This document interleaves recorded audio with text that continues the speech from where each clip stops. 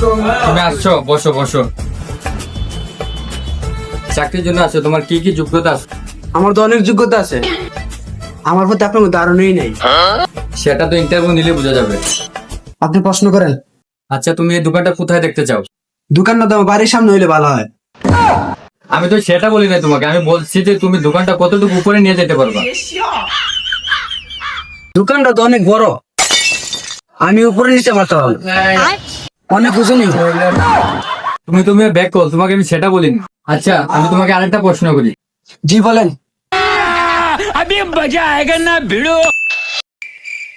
এটা আমার দোকানের পণ্য, তাহলে এটা আমার কাছে বিক্রি করে দেখাও তো তুমি।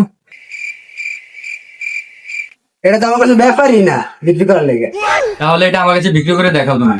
স্যার, যা আমার দোকানে ভালো কোয়ালিটি একটা পণ্য, এটা কি আপনি নিবেন?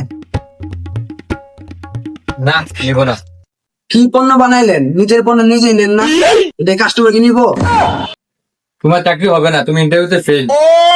স্যার স্যার স্যার স্যার একটা চান্স, স্যার একটা চান্স, স্যার স্যার একটা চান্স। আচ্ছা, তাহলে এটাই তোমার শেষ সুযোগ। আচ্ছা, তুমি বলো তো, তুমি চাকরিতে প্রথমে জয়েন করে কি করতে চাও? প্রথমত আপনাকে দোকান থেকে বের করে দেবো।